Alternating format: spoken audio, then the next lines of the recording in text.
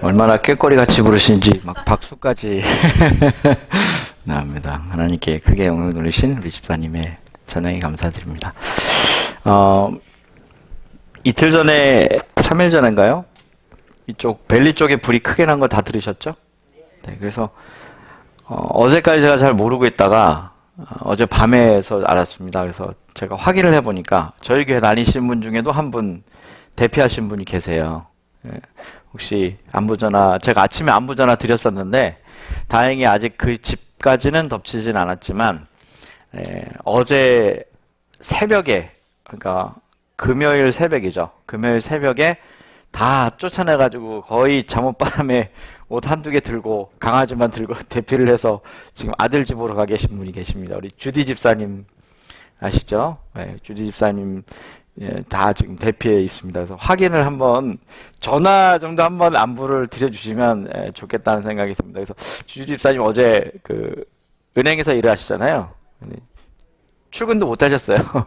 출근도 못 하시고 지금 집에서는 그쪽 벨리 지역이 포로렌치라고 하는 지역에 불이 났는데 그 포로렌치 북동부 쪽에서 불이 나가지고 지금 마을까지 내려올까봐 그쪽 주민의 10만 명 정도가 다 전부 다 이베케이션 되는 상태입니다. 그래서 확인해 보니까 주디 집사님도 그러시고, 제가 또 걱정은 확인 안 해봤지만 벨리교회 목사님도 거기 사세요. 그래서 분명히 피해 있을 거고, 벨리교회 교인들이 거기 꽤 많이 사시는 걸로 제가 알고 있습니다. 포트렌트 지역에 꽤 한국인들이 꽤 많이 사세요. 그 다음에 그라나다 힐이라고 들어보셨죠? 바로 옆에 밑에 쪽 거기 교인들이 많이 살기도 하는데 좀 벨리 교인들이 좀 걱정되기도 하더라고요. 여기서 혹시 벨리 교회 아시는 분들 계시면 또 연락을 좀 드리셔서 안부를 또 물어주시면 좋겠다는 생각이 들고요. 이게 지금 진화율이 한 20% 정도밖에 안 된 것 같습니다. 그래서 이게 그냥 오늘 내일 끝날 산불은 아닙니다. 아니고 지금 요 근처에서 지금 리버사이드나 뭐 이쪽 동부에서 이쪽 동쪽 이스트 뭐에서 난 건 그렇게 요거보다는 크지 않습니다. 제가 어제 전체 LA 카운티 그 파이어 디파트먼트 들어가가지고 확인을 해보니까 벨리 쪽에 제일 크게 났어요. 그래서 여러분 혹시 기도해 주시고 관심을 가져주시고 또 전화 안부 하셔야 되는 분들이 있으면 꼭 오늘이라도 전화 좀 드려주시면 좋겠다 하는 말씀으로 오늘 말씀을 시작하겠습니다. cherokee 26번째 시간이고요. 황금 송아지의 정체라는 제목으로 함께 말씀을 나누도록 하겠습니다.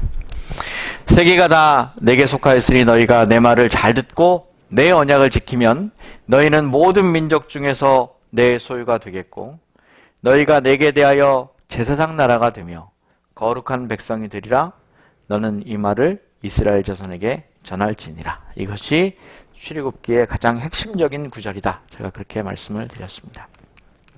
핵심 단어는 구속과 언약, 그리고 핵심장은 12장과 20장으로 그렇게 계속 말씀을 드리고 있습니다. 뉴욕에 가보신 분들은 이걸 한 번쯤 보셨죠? 보신 분들 많으시죠? 뉴욕에 가면 유명한 관광 코스 중에 뉴욕의 증권거래소라고 하는 것이 있고 그 앞에 가면은 이 황금 송아지가 있습니다. 사실 뭐 황금 송아지는 아니고 이거는 뭐 동으로 만든 송아지겠죠. 이게 뭐 황금으로 만들었으면 큰일 나겠죠. 예.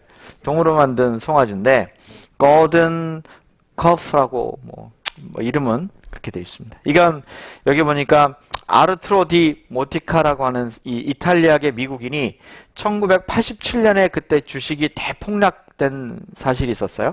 그때 아주 의기소침해진 미국 사람들의 힘을 돋구려고 1989년 크리스마스 때 뉴욕 증권거래소 앞에 이 조각을 가져다 놓았다. 이렇게 되어 있습니다. 그래서 그때 이후로 1989년이니까 사실 엄청나게 오래된 거는 아니고요. 한 30년 정도 됐나요? 그렇죠? 예, 그 정도 됐는데 한 30년 전에 이 황금 송아지라고 불리우는 이 청동 송아지를 소를 여기다 갖다 놨어요. 그래서 이 소의 아주 그 기운을 받아서 힘차게 앞으로 밀고 나간다. 주식이 이렇게 리바운딩 돼서 이렇게 올라갈 거다 하는 뭐 어떤 그런 느낌을 가지고 이렇게 소를 갖다 놨습니다. 왜 소를 이렇게 갖다 놨냐면 소는 굉장히 여러 나라에서 부의 상징이기도 하고요. 옛날에 중동 지방 쪽에서는 다산의 상징이기도 했고 소가 젖이 하나가 아니고 여러 개 있죠. 근데 왜 소는 한 번에 한 마리씩 나는데 자산의 상징인지 모르겠지만 뭐 여러 가지 그런 이유로 재물의 상징이기도 했고요. 특별히 이런 이유로 또 힘의 상징이기도 하고 남성성의 상징이기도 하고 이렇게 등장을 합니다. 그런데 오늘 이 소하고 예배 얘기를 제가 좀 같이 하려고 합니다.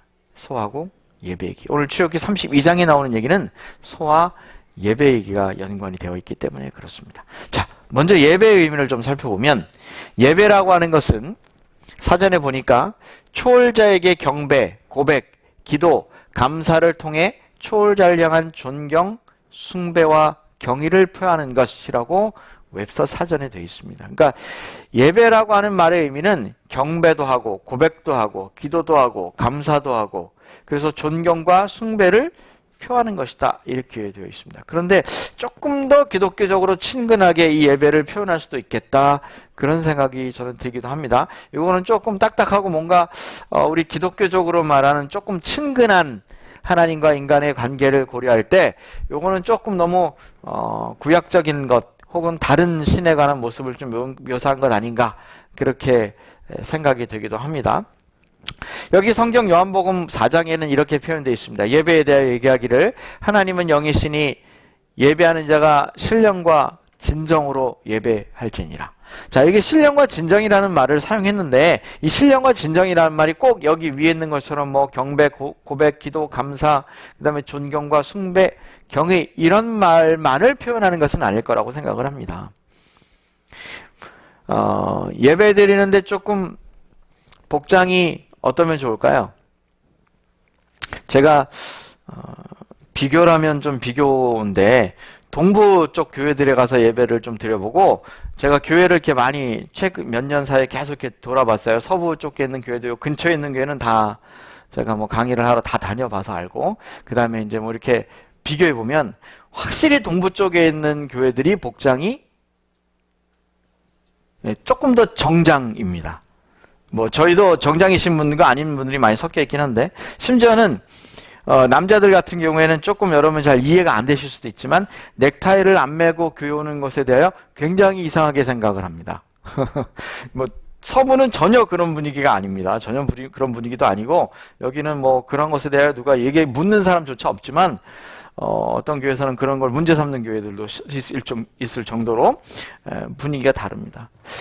그렇게 외모적인 면에서 이렇게 뭐 넥타이도 매고 여자분들도 이렇게 정장 탁 스커트에다 잘 차려입고 뭐 그렇게 하면 좋은 걸까요? 좋을 수도 있고 그렇지 않을 수도 있고 뭐 그렇게 한다고 해서 꼭 좋은 건 아닌데 그걸 이렇게 너무 과도하게 생각하는 분들도 지금도 있습니다. 그러니까 예배라고 하는 말의 의미가 조금 이 웹서 사전의 이 정의에 의하면 조금 딱딱하게 느껴지는 것 아닌가 하는 생각을 조금은 해보게 되기도 합니다. 오늘 출애굽기 32장의 얘기는 이 예배에 관한 이야기를 송아지와 함께 엮어서 풀고 있습니다. 자, 먼저 배경을 보면 모세가 산에 올라갔습니다. 뭘 받으러 올라갔죠? 저희가 지난 몇 주 동안 무슨 얘기했냐면 프로그램 전에 제가 출애굽기 19장, 20장에 있는 이야기를 중심으로 해서 성소 얘기도 좀 했고 그 다음에 율법 얘기도 좀 했고 이렇게 한 달 이상을 좀 저희가 보냈습니다. 2달 가까이 보냈는데 모세가 그렇게 계명을 받으러 어디로 올라가냐면 시내산이라고 하는 것으로 올라갔습니다. 그런데 그 시내산으로 올라가서 빨리 내려왔나요? 아니요. 여기 보니까 뭐라고 써있냐면 32장 1절에 백성이 모세가 시내산에서 내려옴이 더딤을 보고 이렇게 표현했어요. 그러니까 모세가 더디 내려왔다는 거죠. 이게 배경입니다. 아주 오늘 예배하고 관계된 아주 중요한 배경입니다. 더딤이라고 하는 말이 나옵니다. 모여 아론에게 이르러 가로되 일어나 우리를 인도할 신을 우리를 위하여 만들라. 이 모세 곧 우리를 애굽 땅에서 인도하여 낸 사람은 어찌 되었는지 알지 못함이라. 하나님께서 모세를 산으로 부르셨을 때 백성들이 보지 못하도록 구름으로 가리셨다 그랬어요. 산의 정상을 구름으로 가렸고 백성들은 그 구름 속에서 무슨 일이 벌어지는지 몰랐어요. 근데 분명한 것은 거기 하나님의 임재가 있었고 번개가 있었고 구름도 있었고 모세가 올라갔어요. 많은 사람들이 기대를 했겠죠. 야, 하나님이 모세를 부르셨는데 무슨 일이 일어날까라고 처음에는 기대했을까요? 안 했을까요? 기도했겠죠. 그런데 모세가 내려오는 것이 지체됐고 더디 되었다. 그렇게 표현합니다. 또 하나 예를 봅시다. 여러분, 그 이스라엘 백성들이 요단강을 건너서 여리고 성이라고 하는 곳에 나중에 들어가게 됩니다. 들어가게 되는데, 여리고 성을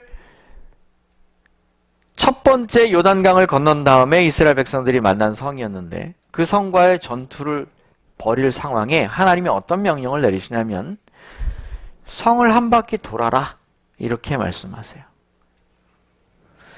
자, 몇 명이 돌았어요? 정예의 병력 100명, 200명만 돌았습니까? 아니에요. 백성들이 돌았어요. 그럼 백성이 몇 명쯤 됩니까? 얼추 따져봐도 남자만 60만이 넘습니다. 그렇죠? 60만 명 세워놓으면 얼마나 많아요? 근데 얼추 계산해도 한 200만을 가까이 생각합니다. 150만에서 200만 정도로 생각하는 사람이 그 성을 돌아. 그러면 아무리 많이 이렇게 줄을 섰다 그래도 그 길이가 얼마나 길겠습니까? 그렇죠? 굉장히 길겠죠? 자, 그 사람들이 이렇게 성을 하루 돌면 하루 다 끝나는 거예요. 한번 생각해 보세요. 그렇겠죠? 그리고는 하나님이 성을 바로 무너뜨리셨나요? 아니에요. 둘째 날도 또 그래. 그러니까 첫째 날, 둘째 날쯤 돌았던 이스라엘 백성들이 생각하기를, 야, 이게 뭔가 큰일이 있겠지? 왜? 여태까지 40년 동안 인도하신 하나님의 이 기적을 볼 때 뭔가 무슨 일이 있겠지? 라고 생각을 했는데, 첫째 날도 아무 일이 안 일어나고, 둘째 날도 아무 일이 안 일어나고, 셋째 날도 아무 일이 안 일어나고. 자, 한 3일쯤 지나면 사람들의 인내력이 조금씩 떨어지겠죠. 저희 프로그램도 보통 5일을 합니다. 5일을 해요. 5일을 저희가 몇 칼로리냐면, 이번에 칼로리를 제가 제대로 계산을 해보니까 400칼로리가 조금 안 되더라고요. 400칼로리가 안 되는 것을 먹습니다. 5일 동안 먹죠. 그리고 이제 6일째부터는 이제 한 그 이상, 그렇게 많지는 않습니다만 1000칼로리 가까이를 먹습니다. 그런데 5일 정도 프로그램을 하면 며칠 정도의 고비가 옵니까? 해보신 분들 아시죠? 예, 이틀 한 후반에서 3일 초반에 이렇게 오고요. 3일이 딱 지나면 갑자기 괜찮아지는 걸 많은 분이 느낍니다. 그러니까 사람의 인내력이 보통 좀 그런 것 같아. 제 느낌에. 자, 이스라엘 백성들이 하루 이틀 3일 돌 때 3일, 4일, 5일, 며칠까지 아무 일 없었어요? 6일까지 아무 일 없었어요. 모세가 산에서 내려옴이 더딤을 보고, 자, 뭔가 이스라엘 백성들이 굉장히 큰 일이 일어날 것처럼 생각을 했지만 모세가 내려오는 일에 더딤이 보였다는 거죠. 그리고 그 몇십 일을 참지 못하고 이스라엘 백성들은 아론에게 뭐라고 얘기하냐면, 우리를 인도할 신을, 자, 이 사람들은 지금 극도로 뭘 갖고 있냐면 불안함과 초조함을 가지고 있는 것입니다. 아직도 불안한 걸 가지고 있는 거예요. 그러니 빨리 우리를 안심시킬 뭐를 내놔라? 신을 내놔라. 이렇게 이스라엘 백성들이 요청을 하고 있는 장면이 있습니다. 여기 마태복음 25장에도 보면 마지막 하나님의 백성들이 재림을 기다리는 장면에서도 똑같은 장면이 연출된다고 하는 것 사실을 우리가 알 수 있어요. 뭐라고 되어 있습니까? 신랑이 더디움에 졸며 잘세. 자, 이것은 열처녀의 비유에 나오는 이야기죠. 신랑이 올 것이라는 것이 확실함에도 불구하고 사람들은 뭐하고 있어요? 졸며 자고 있죠. 이것은 무엇을 나타내는 이야기냐면, 마지막 시대에 재림을 맞이할 하나님의 백성들을 나타내는 이야기입니다. 재림이 확실하지만 많은 사람들이 어떻게 할 거예요? 졸며 잘세. 자, 여기 보니까 10처녀 중에 5명만 졸고 있습니까? 예, 여기 보니까 신랑이 더디움에 다라고 써 있습니다. 다 졸며 자는 겁니다. 그래서 가끔 가다가 이렇게 이렇게 안식일교회가 뜨뜻미지근한가 이런 생각을 하실 수도 있는데, 성경에 예언되어 있기를 다 졸며 잔다고 되어 있습니다. 중요한 건 기름이었죠.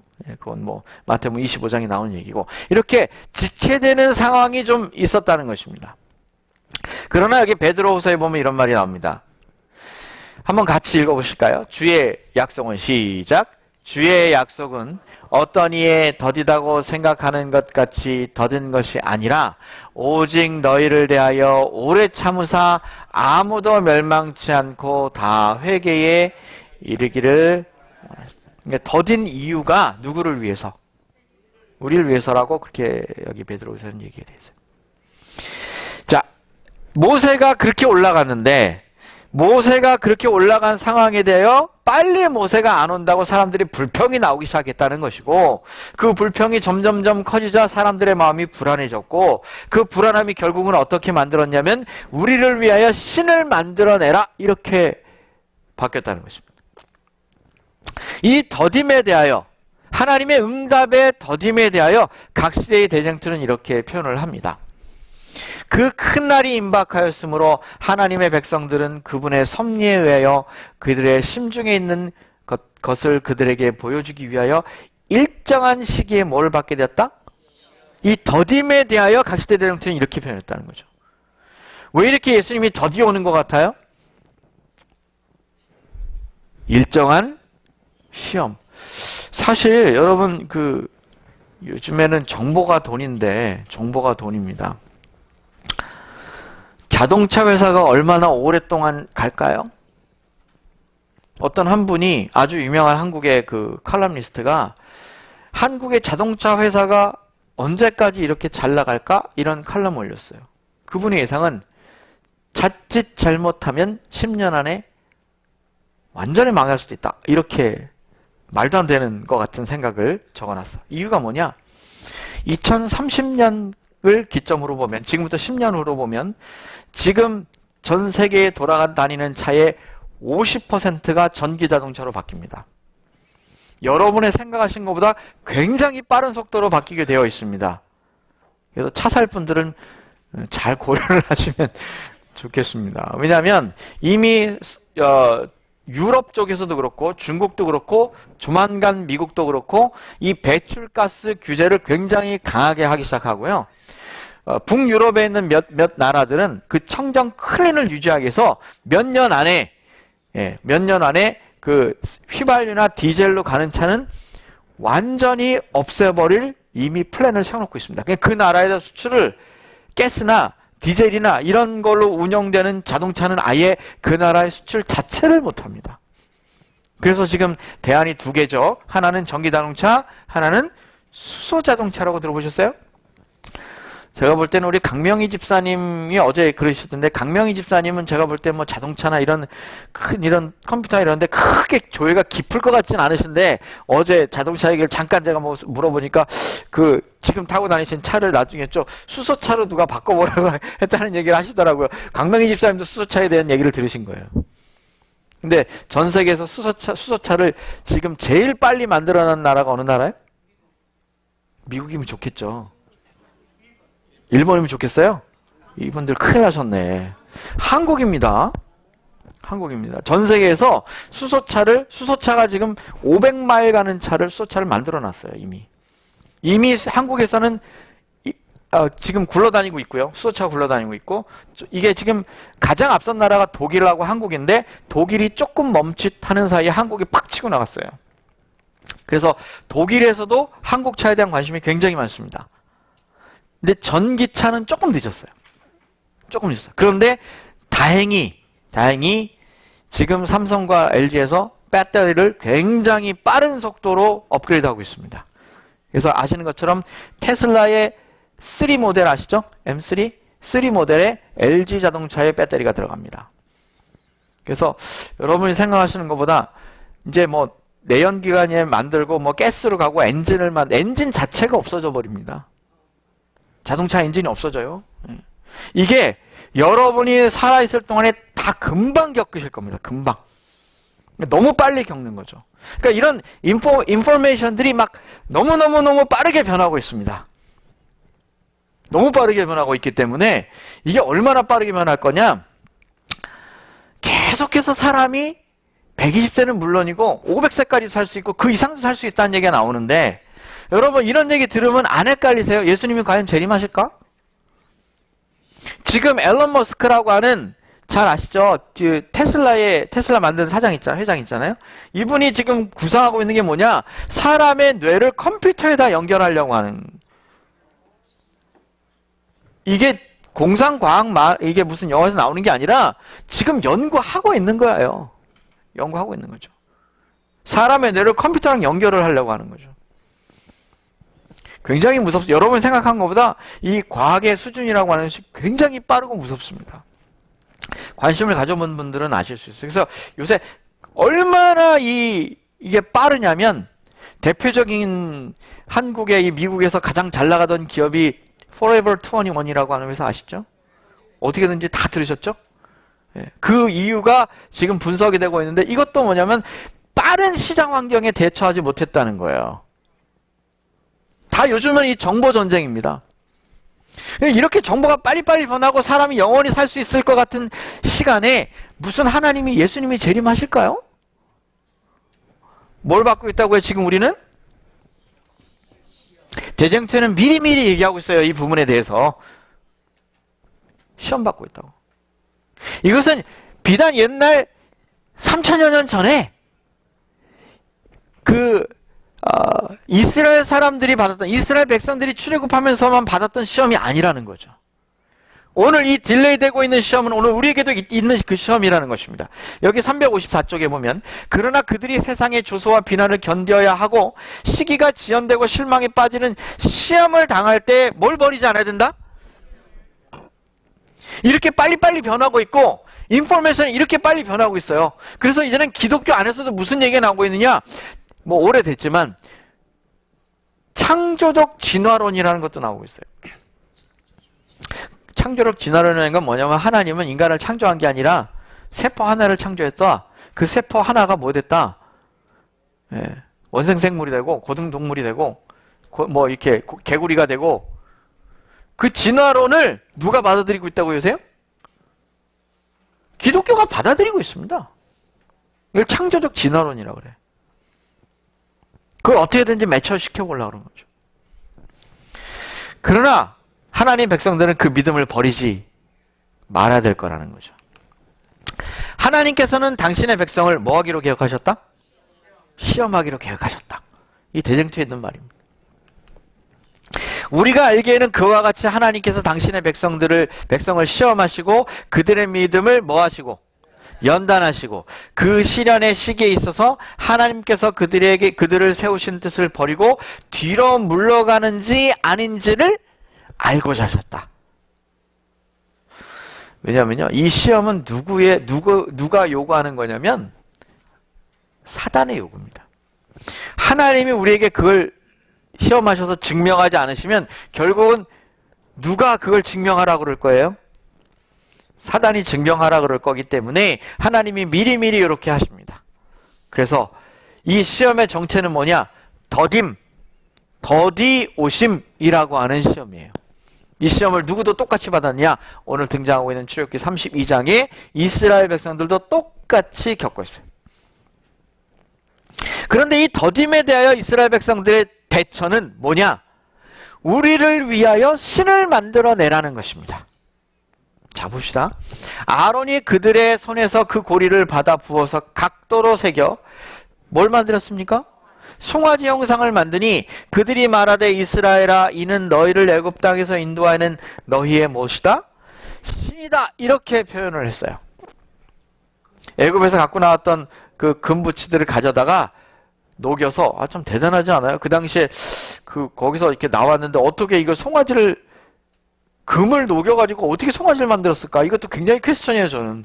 그 당시에 이런 조각하는 기술들이 발달이 되었다 할지라도 금을 녹이려면 굉장히 고열의 온도가 필요했을 것이고 그걸 다시 어느 정도 굳히면서 어떻게 이걸 도대체 금송아지를 만들었을까? 저는 굉장히 궁금한 게 제가 원래 궁금한 게 많습니다. 제가 전에도 한번 얘기한 적 있죠. 저는 하늘나라 꼭 가야 되는데 저는 하늘나라를 꼭 가야 되는 사람인데 여러분들 각양의 이유가 있겠지만 저는 이유 중에 하나가 궁금한 게 너무 많아요. 제가 성경을 보면서 궁금한 게, 성경을 보면 볼수록 궁금한 게 해결이 되는 게 아니라 궁금한 게 저는 계속해서 늘어나요. 그래서 저 그 말이 이해가 가더라고요. 하늘나라 가면 할 일 없는 게 아니라 너무 할 일이 많을 거라고. 저는 그게 이해가 돼요. 저 같은 사람은 너무 궁금해가지고 시간이 모자랄 것 같아. 저는 이것도 너무 궁금해요. 도대체 타임머신 타고 돌아가 봐야 될 것 같아. 너무 궁금해. 이거 어떻게 도대체 이 황금을 만들었을까요? 황금 송아지를 도대체, 여러분 이런 생각 안 해보셨죠? 저는 좀 이런 데가 있어요, 제가. 그래갖고 이거 도대체, 이거 어떻게 만들었을까? 이거를? 예? 만들었다 그러니까 만든 줄 아셨죠? 근데 저는 이 만든 것 자체가 너무 궁금해. 어쨌든, 이런 신을 만든 이유는 뭐냐면, 이 황금 송아지라고 하는 신은 여기 보시면 이집트의 수도의 멤피스라고 하는 곳인데 그 멤피스의 수호신인 아피스라고 하는 형상을 만들어 놓은 것이에요. 여러분 옛날에 그 모남인가 어디서 보면 만년필 이름이 나오는데 그 만년필 이름이 아피스였는데 기억하시는 분 혹시 계세요? 기억을 잘 못하시군요. 제가 몽블랑은 프랑스어예요. 몽블랑 프랑스어 맞죠? 모나미, 몽블랑 이런 건 다 프랑스어죠. 이 아피스가 제가 왜 기억을 하냐면 제가 중학교 들어갈 때 옛날에는 만년필들을 그렇게 선물을 많이 했어요. 그런데 그 만년필을 제가 어떤 만년필을 선물 받아본 적이 있냐면 이 아피스라는 만년필을 제가 선물을 받아본 적이 있어 제가 기억을 하고 있어요.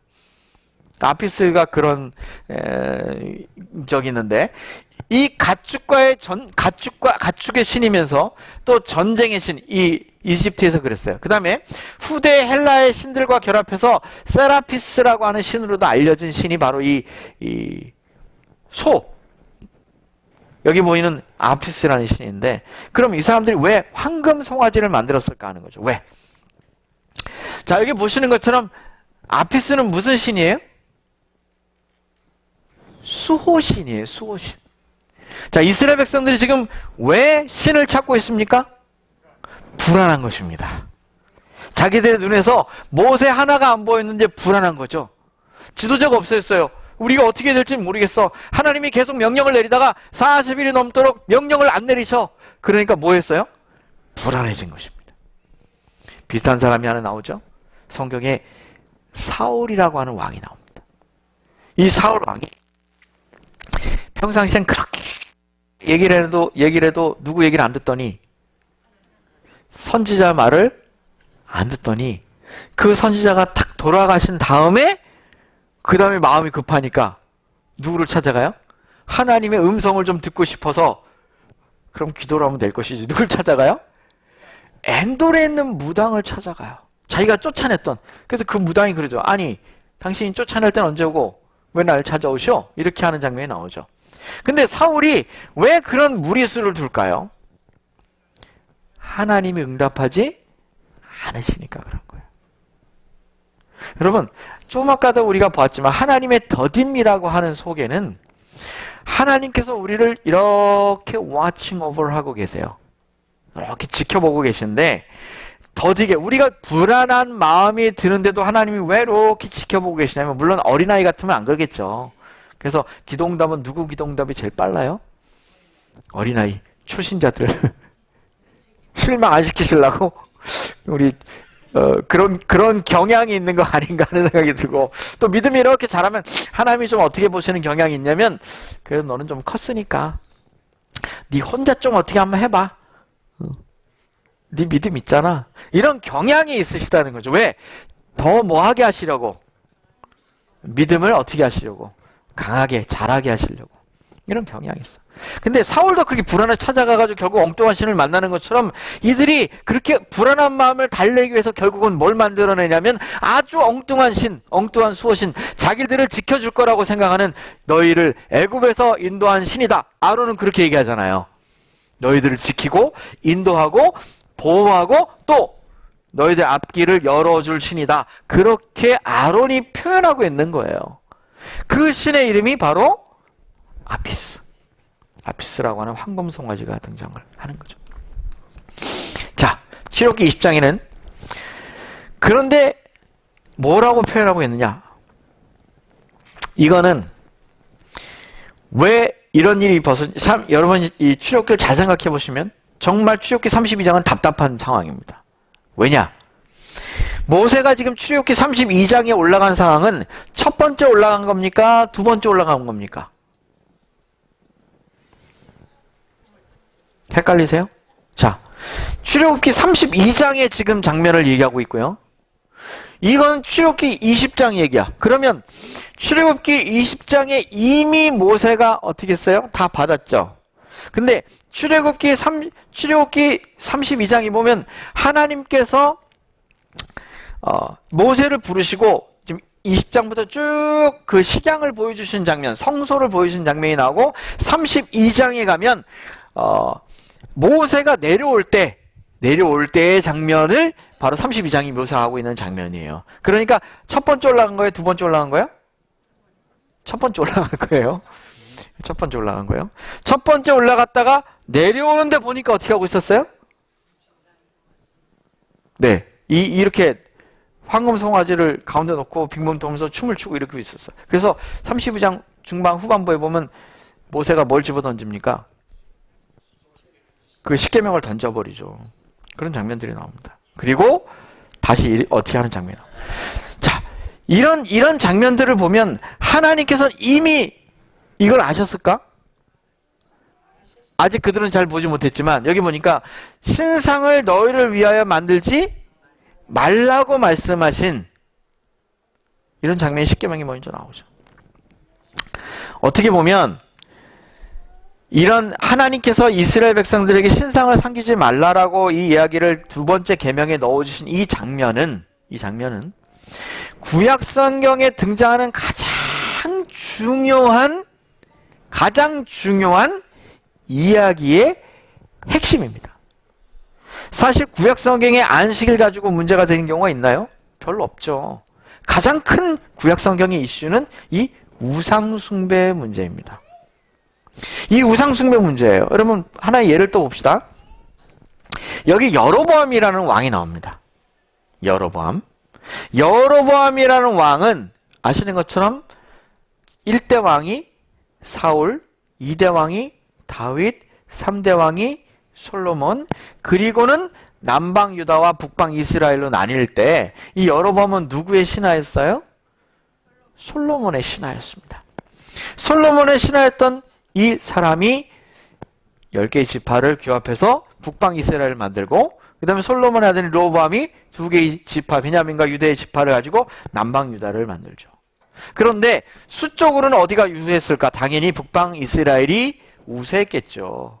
근데 문제가 하나 있었습니다. 이 북방 이스라엘을 만든 여로보암이 뭐가 문제였냐면 이 사마리아 땅, 갈릴리 북쪽에 있는 이 북쪽을 차지했기 때문에 남쪽 유다는 사람은 적었지만 이 전체의 핵심인 예루살렘이 어디에 속해 있었냐면 남방 유다에 속해 있었어요.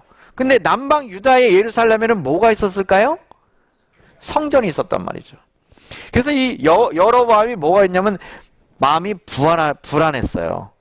야, 나라는 이 나라지만 이 사람들이 신앙을 안 버릴 거고 그 신앙을 찾기 위해서 결국은 어디로 내려갈 거다 자꾸 예루살렘으로 내려갈 거다. 그러니까 뭘 만들자? 예루살렘에 있는 성소를 대신해서 우리가 뭔가를 주자. 그리고 만들어낸 게 이 여로보암이 여기 베델이라고 하는 곳과 아주 상징적인 곳이죠. 그 다음에 저 위에 단은 이스라엘의 영토의 거의 끝이라고 보시면 됩니다. 그래서 종종 이스라엘 영토를 지칭할 때 저기 단에서 이쪽 안에는 부엘세바까지라고 하는 말을 씁니다.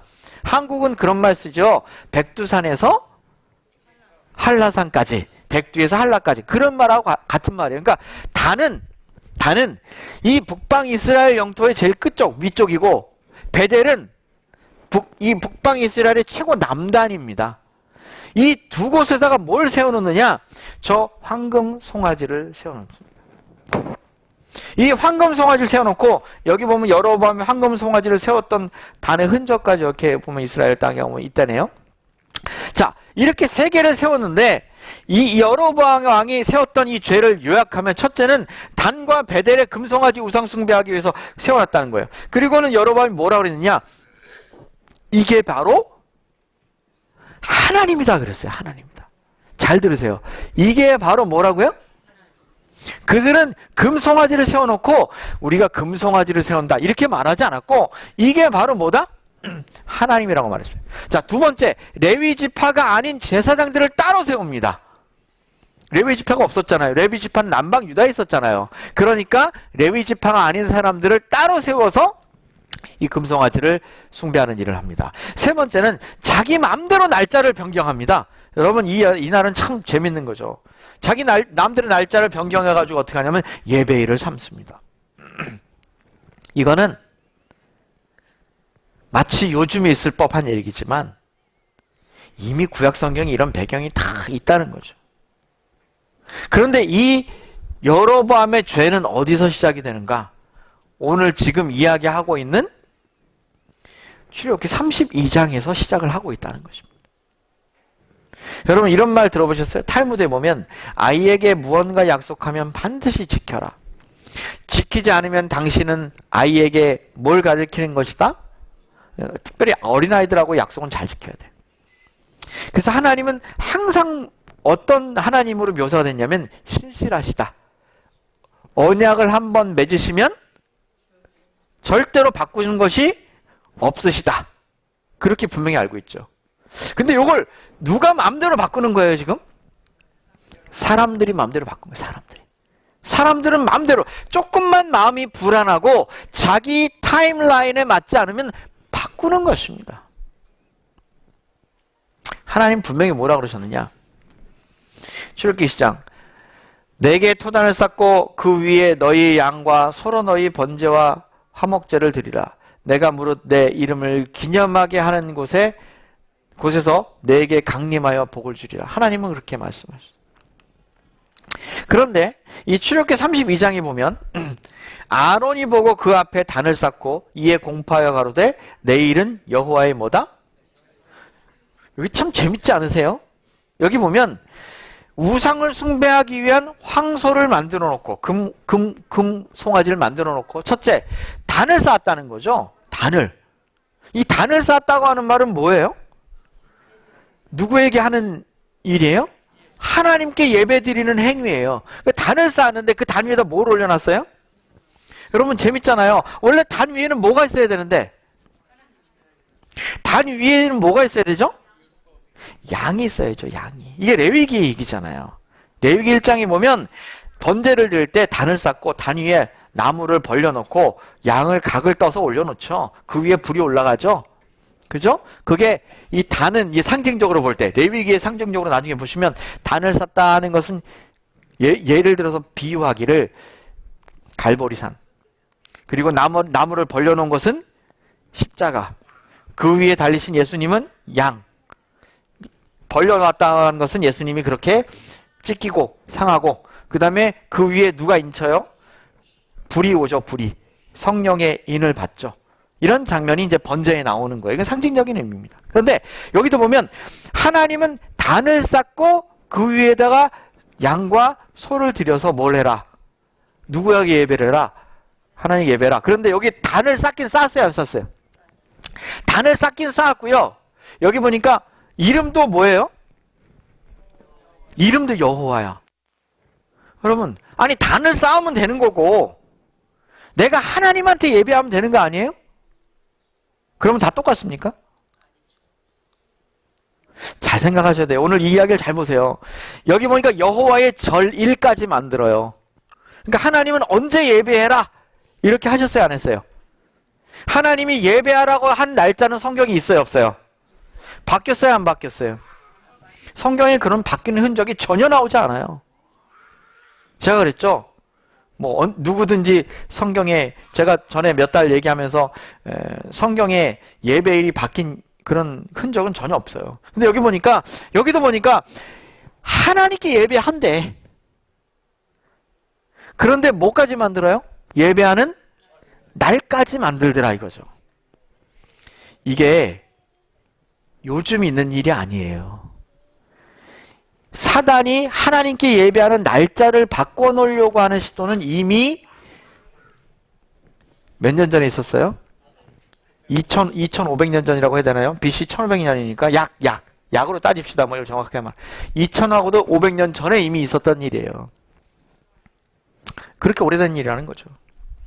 여러분, 뭐 이 문제를 제가 오늘 다루려고 하는 건 아니에요. 이 문제를 다루려고 하는 건 아니고 전에도 우리가 다뤘었기 때문에. 그런데 분명히 성경에는 하나님의 날이 있습니까? 이 날을 어떤 목사님들은 이상하게 얘기하더라고요.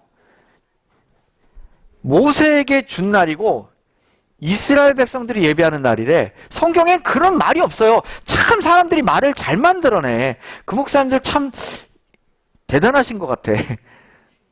성경에는 그런 말이 없어요. 이스라엘을 위하여 안식일이라고 하는 것이 이스라엘 백성들을 위하여 줬다고 돼 있어요? 아니에요. 그 날은 무슨 날이니? 여호와의 안식일이 돼 있어요. 그러니까 하나님의 날이에요. 하나님의 날. 누가 하나님의 날을 바꾸죠? 여기 보니까 아론이 바꿨네. 아론과 이스라엘 백성들이 어떻게 했어요? 금송아지를 만들어 놓고 이것은 누구의 날이다? 여호와의 날이다 라고 사람이 바꾼 거죠. 성경은 창세기부터 요한계시록까지 아무리 찾아봐도 이걸 바꾼 기록이 나오질 않아요. 그런 시도는 이미 2500년 전에 있었고 지금은 너무나 많은 교회들이 희한하게도 그 길을 따르고 있어요. 잘 보세요. 세월이 지난 후에 가인은 땅의 서산으로 제물을 삼아 여호와께 드렸고 아벨은 자기도 양의 첫 새끼와 그 기름으로 드렸더니 여호와께서 아벨과 그 제물은 열납하셨으나 가인과 그 제물은 열납하지 않으신지라 가인이 심히 분하여 안색이 변했다 그랬어요. 여러분 잘 아시죠? 이 얘기 안색이 변함이 어찌 됨이냐? 야, 너 왜 이렇게 화가 났냐? 그 말입니다. 잘 보세요. 내가 선을 행하면 어찌 낯을 들지 못하겠느냐? 이 말은 가인이 선을 행했다는 거예요? 안 했다는 거예요? 선을 행하지 않았다는 겁니다. 선을 행하지 않으면 죄가 문에 엎드려 있는지라 죄가 너를 원하나 너는 죄를 다스릴지니라. 뭐 이렇게 좀 어려운 말을 하시면서 핵심은 뭐냐? 너는 선을 행하지 않았다. 그런 말이에요. 여기에 선자는 어떤 선자입니까? 여기에 선자는 옳은 것입니다. 자, 지금 가인은 옳은 것을 행하지 않았다. 그런 말입니다. 원에 보면 부조선지에 보면 가인과 아벨은 종말 때까지 이 세상에 있을 두 부류의 사람을 대표한다. 한 부류는 죄를 위하여 지정된 희생을 이용하지만 다른 부류는 자신들의 공로를 감히 의지한다. 그들의 제시는 하나님의 중보의 공로가 없는 제시이며 그렇기 때문에 그것을 사람으로 하나님의 은총을 받을 수 있게 해줄 수 없다. 저기 두 부류의 사람이 나온다고 그랬어요. 가인 같은 사람, 아벨 같은 사람. 가인은 아벨은 누구에게 예배했습니까? 그러면 가인은 누구에게 예배했습니까? 큰일 나시겠네요. 가인도 하나님께 예배했습니다. 이걸 잘 기억해야 됩니다. 가인은 분명히 예배 자체는 누구한테 했어요? 하나님한테 했습니다. 문제는 자신의 공로를 의지했다 이렇게 여기 표현을 하고 있죠. 또 볼까요? 예수의 공로를 통해서만 우리의 죄가 용서받을 수 있다. 대부분의 세계 사람들은 가인의 본을 따라 즉 하나님을 예배하는 부류에 속해 있다. 가인도 누구를 예배했다고요? 여기 보니까 재밌네. 가인도 하나님을 예배했고 아벨도 하나님을 예배했어요. 많은 사람들은 가인이 자기 욕심을 따라 예배했다고 생각하지만 사실은 가인도 하나님을 예배했다고요. 근데 왜 안 받아줬냐 이거죠. 왜냐하면 잘 보세요. 왜냐하면 모든 거짓 종교들이 동일한 원칙, 즉 사람은 자기 노력으로 구원을 얻을 수 있다는 원칙의 기초를 두고 있기 때문이다. 하나님께 예배하긴 했는데 누구 마음대로 예배했다? 자기 마음대로. 이게 포인트예요. 정리해 볼까요? 아벨도 하나님께 예배드렸고 가인도 하나님께 예배드렸는데 아벨은 받으시고 가인을 받지 않으신 중요한 포인트는 예배는 드렸을 때 자기 마음대로 드렸다는 것이에요. 가인은 자기 마음대로 드렸고 아벨은 하나님이 원하시는 대로 예배했다는 것입니다. 이 차이 때문에 하나님이 예배를 받지 않으셨어요. 하나님은 영이시니 예배하는 자가 무엇으로 예배해라? 자기 마음대로 예배해라? 아니에요. 오늘 황금송아지가 나와요. 여러분, 하나님은 안 보이지만 황금송아지는 보입니까? 보이잖아요. 사람들은 무의식적으로 뭘 좋아하냐면요, 확실한 걸 좋아합니다. 확실한 거. 확실한 걸 좋아합니까? 불확실한 거 안 좋아하죠. 그래서 신도 무슨 신을 좋아하냐면 안 보이는 신보다 보이는 신을 좋아합니다. 그래서 사실 그러면 안 되는데 뭐 그렇게 생각하진 않지만 여기 뭐가 있어요? 뭐 여기 십자가가 있었는지도 잘 모르시는 분도 있죠. 어떤 분은 그러시더라고요. 아, 여기 교회인데 왜 여기 십자가가 없냐고. 옛날에 저희가 여기 십자가, 진짜 나무로 된 십자가가 있었어요. 그게 어디로 갔나 모르겠네. 우리 십자가는 아니었나 봐요. 여기가 저희가 이제 서브리스를 막 교회를 주다 보니까 지금 한 3번 정도, 하나, 둘, 셋, 4번 정도 바뀌었는데 그 교회들이 들어왔다 나갔다 하면서 십자가가 하나 있었어요. 얼마나 큰, 한 2m 정도 되는 십자가. 그걸 여기다 딱 갖다 놨었죠. 그랬더니 우리 프로그램 할 때, 백투된 힐링 프로그램 할 때 어떤 사람이 와가지고는 십자가를 딱 보고는 등록하러 왔다가 기분이 아주 나빠가지고 가버리셨어. 십자가를 보고는. 어떤 사람들한테는 참 좋은 건데 어떤 사람한테 그럴 수도 있나요? 그럴 수도 있죠. 그런데 또 어떤 사람은 또 지나치게 이 십자가를 우상화시키거나 부적처럼 생각하는 경우도 있습니까? 제가 하나 예를 들어 볼게요. 여러분, 머리맡에 성경 놓고 주무시는 분. 지금은 별로 없는데 옛날에는 머리맡에 성경 놓고 주무시는 분 있어요. 왜요? 성경을 가까이 놓으면 하나님이 나오고 꼭 가까이 있을 것 같으세요? 하나님이 날 더 사랑할 것 같아요? 뭐 그런 마음 자체는 저는 너무 훌륭하다고 생각해요. 그런데 그걸 조금 벗어나면 어떻게 되냐면, 여러분, 마귀가 막 드라큘라가 덤비는데 십자가를 딱 갖다 대고 성경을 딱 갖다 대면 드라큘라가 물러날까요? 그건 영화에서나 나오는 거예요. 아니, 드라큘라가 물러날 정도면 나쁜 사람들도 물러나야 되겠죠? 그죠? 그러면 저기 그 나쁜 사람들 막 그 총 들고 막 강도가 집에 딱 들어오면 성경 탁 물어가라 그래 보세요 하면 되나?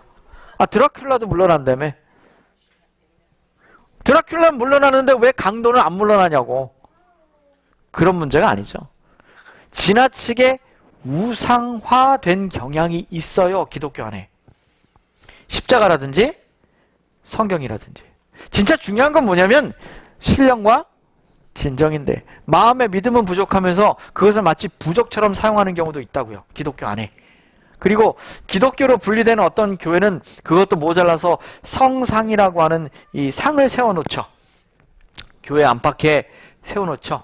그래서 저기 로마에 가면 큰 교회가 있는데 거기는 300개가 넘는 성상이 그 교회 안에 있죠. 잘 아시죠, 어딘지? 예. 왜 이렇게 했나요? 사람은 보이는 것에 약하거든요. 그래서 금송아지를 만들어 놓고 보이는 금송아지에게 절하라 그랬을 때는 사람들이 어떻게 하는 거예요? 열광하는 거예요. 잠시 한 40일 정도 보이지 않는, 모세가 보이지 않는 그 상황 속에 잠깐 보이는 황금송아지로 인해서 사람들이 다 미쳐 날뛰어요. 자, 다음 주에 또 얘기하겠습니다만 몇 지파가 거기 동의했습니까? 12지파 중에 몇 지파가 동의했어요? 숙제. 숙제. 출애굽기 32장 한번 읽고 오세요. 제가 다음 주에 얘기해 드릴 테니까. 대부분의 지파가 동의했어요. 대부분. 동의 안 한 지파도 있으니까 한번 찾아와 보세요. 구체적으로. 자, 대부분의 지파가 동의했어. 그러면 이 얘기는 오늘날도 이와 비슷한 시험이 생기면 대부분의 사람들이 어떻게 될 가능성이 높아요? 넘어갈 가능성이 많아. 그래서 가인과 아벨의 예배가 나오듯이 하나님은 오늘도 하나님의 말씀대로 살아가는 사람들과 눈에 보이며 세상을 쫓아갈 수밖에 없는, 그러면서도 그 사람들은 여전히 가인처럼 뭐라고 얘기해요? 우리는 누굴 예배하고 있다? 하나님을 예배하고 있다 라고 생각하는 사람들이 있다는 거죠. 여러분, 저게 무슨 자예요? 효도는 누구한테 할 수 있는 거죠? 자, 제가 우리 밑에 집에 브라질 할머니가 살아요. 브라질 할머니가. 얼마 전에 그 할머니가 열쇠를 안 가지고 나오고 문을 잠궈 버리셨더라고. 같은 아파트 사시는데 밑에 집 할머니가. 그래서 할머니가 저를 막 불러요. 그래서 왜요? 그랬더니 내가 열쇠를 갖고 갔는데, 영어도 떠듬떠듬하시죠, 할머니니까.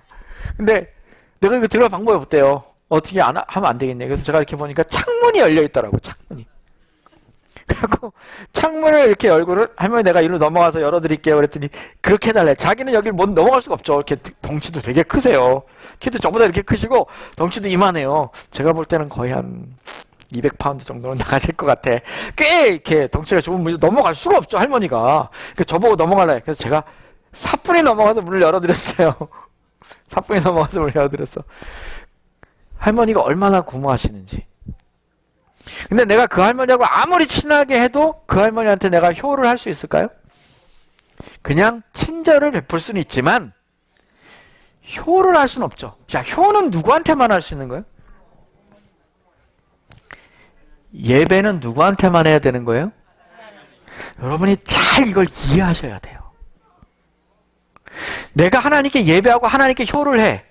그런데 우리 아버님이 배를 좋아하시는데 내가 사과를 좋아한다고 맨날 사과를 사다가 주면 우리 아버님이 좋아하실까 안 좋아하실까? 요새는 사과고 배고 다 뭐가 최고야 그냥?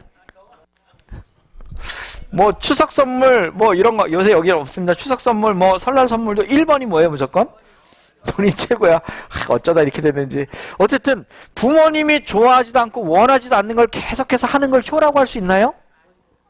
똑같이 나는 어떤 마음으로 하는 거예요? 부모님한테 효를 하려고 하는 것에도 불구하고 그건 효도가 아니고 어떨 땐 너무 괴로움을 주는 걸 수도 있다는 거죠. 여러분, 우리가 하나님께 예배한다고 해서 그게 다 효는 아니에요. 다 진정한 예배는 아니에요. 성경은 분명히 신령과 진정으로 하나님이 원하시는 예배를 해달라고 말하고 있는 거죠. 사랑하는 우리 백되된 성도 여러분들, 오늘도 우리 자칫 잘못하면 하나님을 예배한다고 하는 이름으로 황금 송아지 예배를 할 수가 있어요. 우리 마음대로 예배할 수 있다는 거죠. 이렇게 하면 하나님이 기뻐하지 않을까? 라고 우리도 할 수 있다는 거예요.